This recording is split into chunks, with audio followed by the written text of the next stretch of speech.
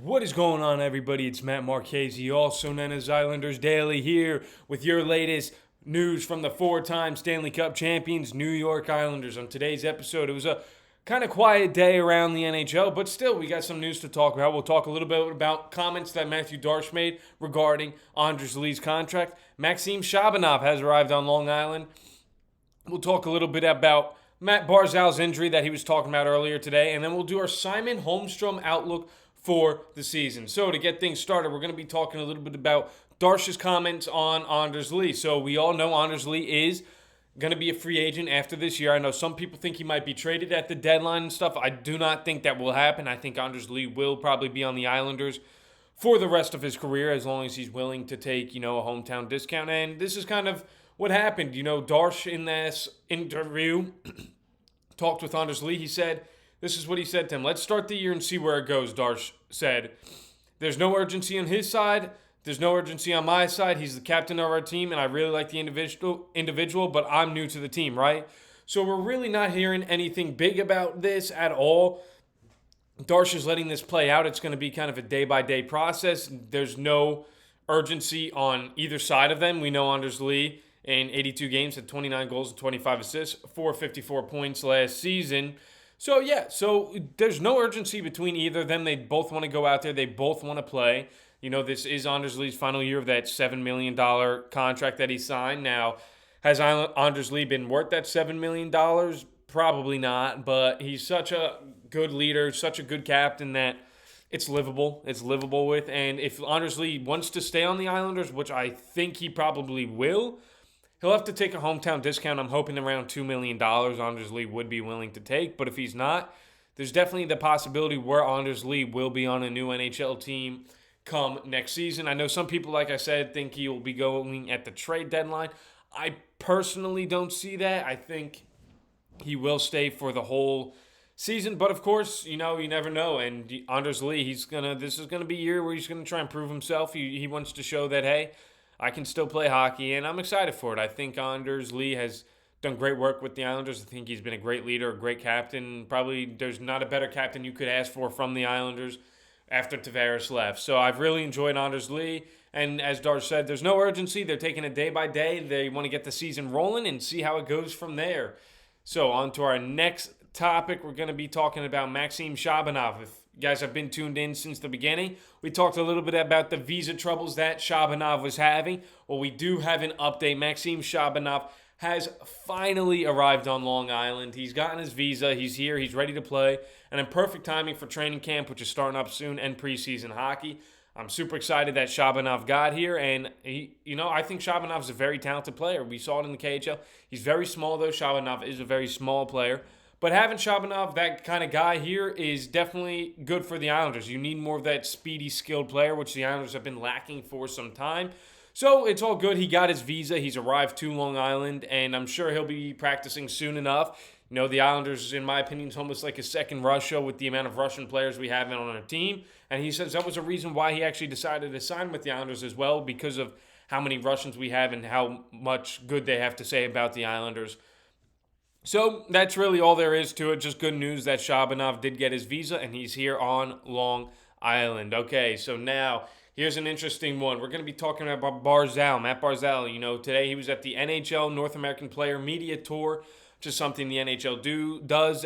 Each team sends a representative, a player, to show up to these things, and Barzal was there, and he sat down with David Pagnotta and all other reporters, and he brought up a little bit about his injury, and in this quote, he says, "Injuries like this, you potentially never feel back at 100%, but mentally, I'm at a point now where it doesn't really matter.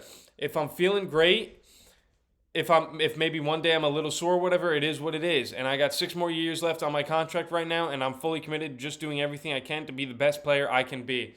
So, Barzal has admitted that this injury was definitely tough, as he says he'll potentially never feel back at 100%. We know he busted up his kneecap pretty badly. He had major surgery on his knee, which he missed the whole season.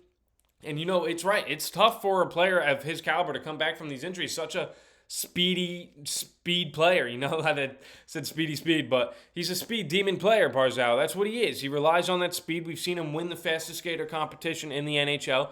He's very silky with his gloves, his mitts, and he's just a good playmaking player. So it's definitely tough to hear that. He says that he may never potentially be back at that 100% level. And it's definitely nerve-wracking. However, like you said, he's going to go out there every single day and he's going to prove what he has. And I think that's what we will see from Barzal. Barzal's a very good player. All Islanders fans know when Barzal's on his game, he's a very talented player. He hasn't really put up the points that we'd hoped he has since his rookie year where he put up those 85 points. But still, he hasn't really been surrounded by a team who can elevate his point level. But still, the Islanders made those playoff runs with him and everything in between. So definitely stinks to hear that Barzal says he may never potentially be back at 100%.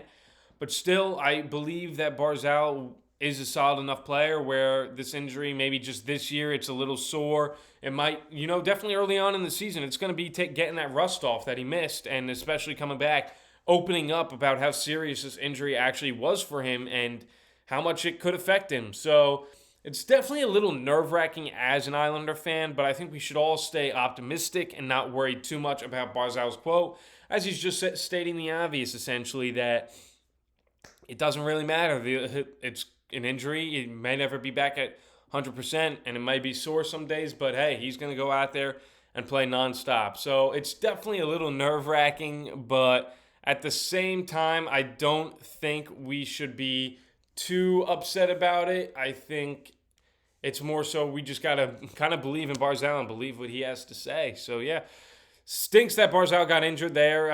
Definitely a tough injury for such a speedy player, especially a leg injury, kneecap injury. But, yeah, I'm feeling good about Barzal this year, and I think he'll have a bounce-back year, and I think he will be. He admitted he might not be 100%, but I still would love to have at least a 95% healthy Barzal here for the whole season. Now, finally, we're going to be going onto my Simon Holmstrom player outlook for this year. And Simon Holmstrom is honestly, I'm going to say it, Simon Holmstrom is my favorite player on the New York Islanders. I love what he brings. Just from a personal standpoint, he is just my favorite player, Simon Holmstrom. I just love what he brings to the team. I think he's a super underrated player. And yet he's great defensively. He's improved every single year offensively as well. And Simon Holmstrom is just a player who you root for. He's just that guy that you want to root for to become better, to become good. And Simon Holmstrom, I'm telling you, every year he's been improving, and it's going to continue this season. If we look back in his first year, 21 years old and 50 games played, he had 6 goals, 3 assists for 9 points. Not too good. Next year, 22 and 75 games, he had 15 goals, 10 assists for 25 points. This year, or last year, in his age 23 season, in 75 games played, he had 20 goals, 25 assists for 45 points. That is a great year from Simon Holmstrom to put up those points. And honestly, at 23, he'll only be going into his age 24 season this year, and he will continue to improve 100%. Simon Holmstrom is one of my favorite players on the Islanders. He's such an exciting player to watch. He's so good defensively, and he's been improving offensively, and he will continue that trend to improve offensively this season. He won't put up 30 goals this year, but I do think he'll stay around the 20 to 25 mark. I think he'll put up a little more, but he will put up about 30 assists. I'm expecting about a 50 to 55-point season from Simon Holmstrom. Just a steady, gradual increase. And, that's kind of my mid-range. My ceiling for Simon Holmstrom is a 60-point season. I really think Holmstrom, if everything clicks for him this year, he could put up 60 points. Now, of course, my floor for Simon Holmstrom is about a 25 to 29-point season. So I'm going to stick in that mid-range and say he'll put up about 50 to 53 points, and I think that would be such a successful year for Simon Holmstrom to just continue that gradual increase on his offensive ability, because I think he's a very solid defensive player already in his career, and he can only get better. And that's essentially what Simon Holmstrom is. He's a player who can only get better. So be excited for Simon Holmstrom this year. I know I am. I hope you are all too. So I thank you all for tuning in once again, and as always, let's go Islanders.